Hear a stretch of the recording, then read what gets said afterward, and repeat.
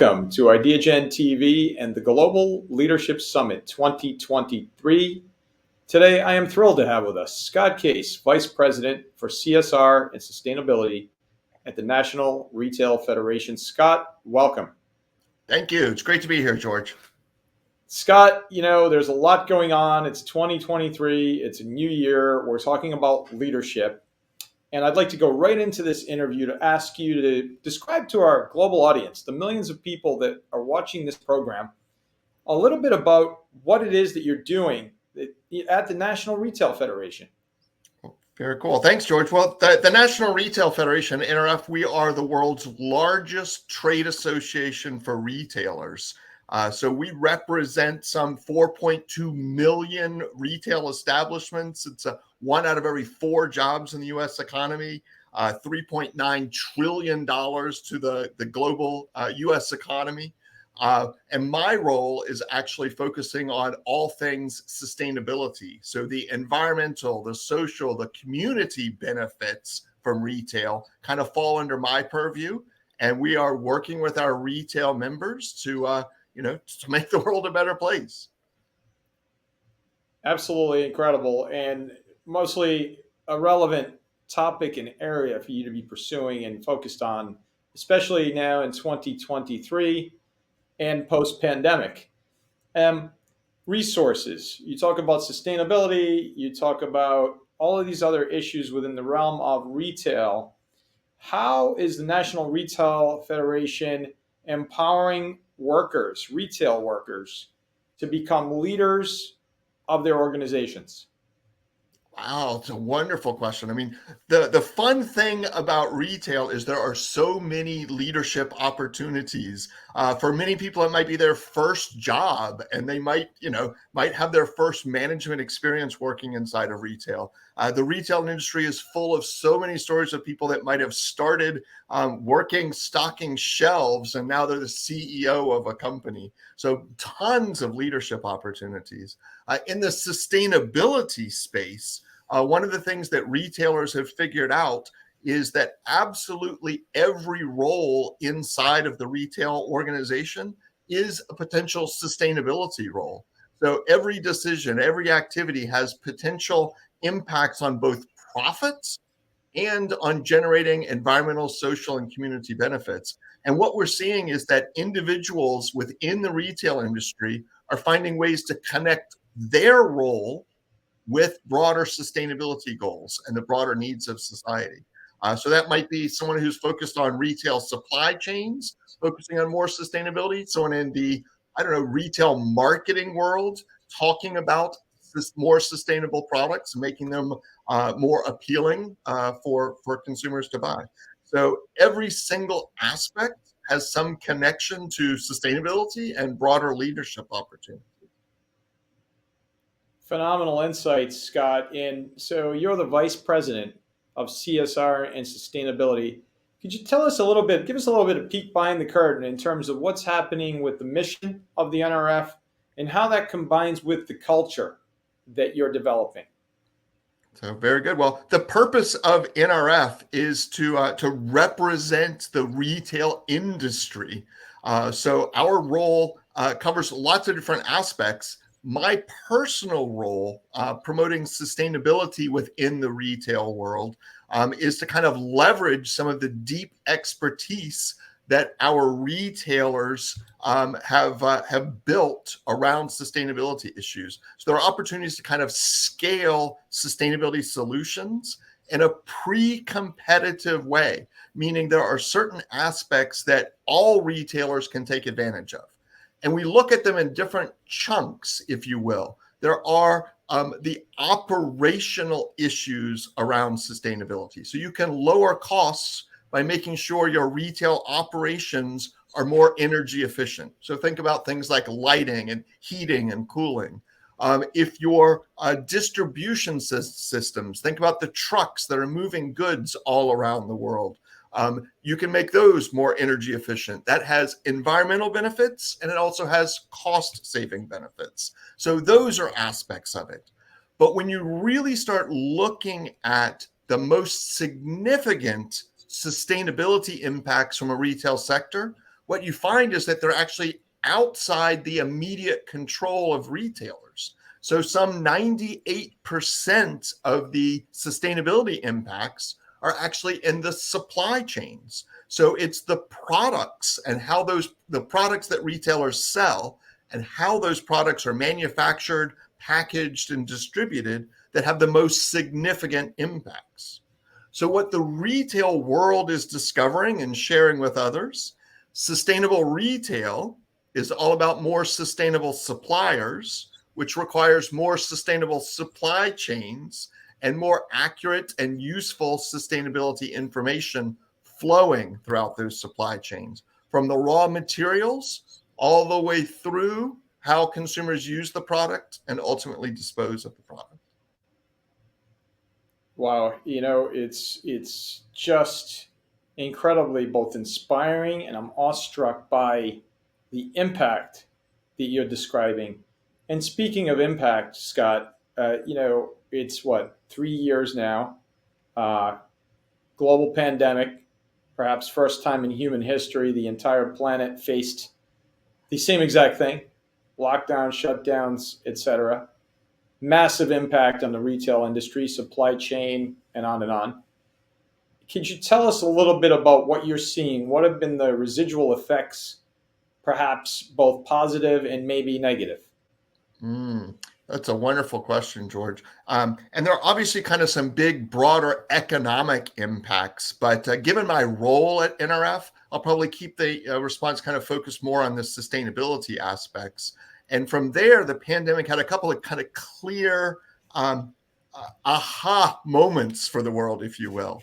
So, number one, we joke in the retail industry that the pandemic taught everybody about supply chains.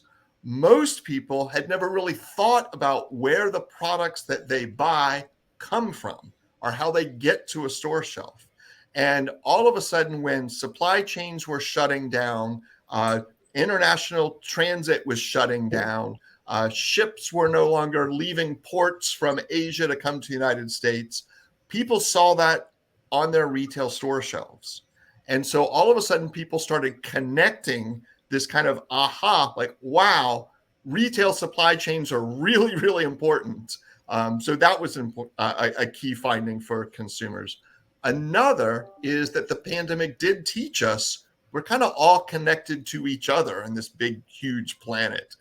So things that happen in a far corner of the world can actually affect us here locally. And from a sustainability perspective, people were kind of realizing that, hey, people's individual purchasing decisions actually have interesting ripple effects through these global supply chains. So that was kind of an aha moment. I think the other key thing, though, is prices. So lots of things got more expensive during the pandemic. And so people really started connecting these different pieces to kind of realize how interconnected we are, how complex sustainability challenges actually are, and how they are very intimately connected to the broader economy. Well, what's really fascinating, and especially within the context of global leadership, is the fact that you're working with many of the world's global leaders in the retail industry. And you also work with an incredible global leader leading the NRF, Matt Shea.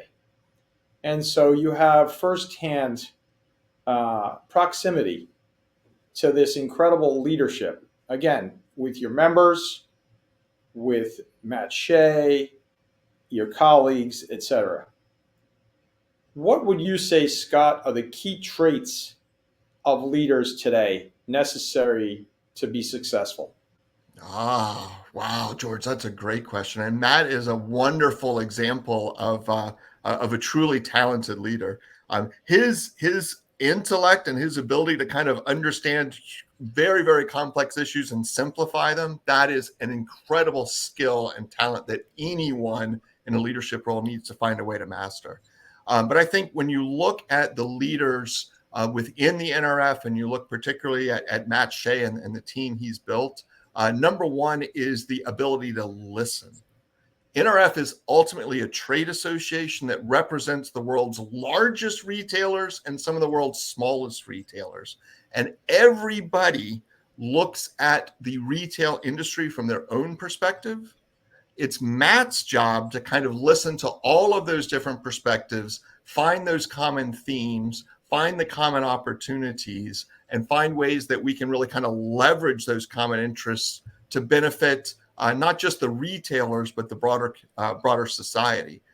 So Matt's actually very, very intelligent, very good at listening, at asking the right questions so that we're having the right kinds of conversations, and then actually finding ways to get everybody aligned.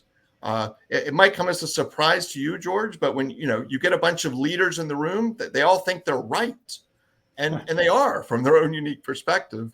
True leadership is the ability to kind of get all those people who are convinced they're right to find that common ground and find ways to move forward together. And I think Matt Shea is particularly talented at that. That's right. That's right. And Matt is one fantastic example that you and I both are keenly aware of.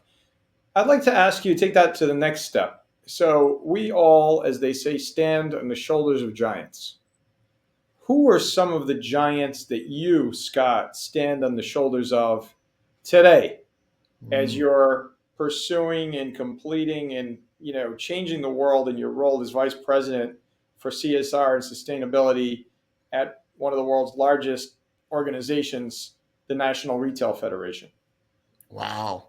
I don't think we have time in this kind of conversation to go through and list all of those individuals. I think it would be absolutely impossible. I would want to kind of give a shout out to some of the retail leaders who were early in recognizing that consumers are more and more interested in more sustainable products from more sustainable companies, and that consumers were the ones that were really interested here. And I think the kind of history of success in retail is listening to those consumers. So to a certain extent, any efforts to kind of be successful in retail sustainability requires standing on the shoulders of those consumers, right? Understanding their perspective. The most talented retailers are also able to say, hey, wait a minute, let's present these opportunities in certain ways so that certain opportunities that might not otherwise exist for consumers suddenly become more commonplace and more widely available. And you can look at that from retailers who are putting electric vehicle charging stations in front of their stores. They're delivering products in electric vehicles. They're exploring things like recycled content packaging or reusable packaging or refillable packaging. So we've got these retailers who, having listened to what consumers say they want, are finding ways to deliver that for consumers. Scot Case, Vice President, CSR and Sustainability at the National Retail Federation. What is your call to action for our global audience, the millions of people that are watching this program? And how can folks find out more about your work at the NRF, National Retail Federation? Well, obviously, NRF has a website. Everyone should check that out at nrf.com. So the National Retail Federation, nrf.com. Lots of great content and information there. When it comes to kind of advice on the leadership side of the equation, I think you can't go wrong following what Matt Shea has done so successfully. Ask good questions, listen carefully to people's responses, and remember that as leaders, we're leaders not just in our own companies, but in our local communities and the broader global environment as well. So keep those different levels in mind, make good decisions, and I think you'll be fine. Scot Case, Vice President, CSR and Sustainability, National Retail Federation, global leader, changing the world. Thank you for all you're doing. Scott, have a great weekend. You too. Thank you, George.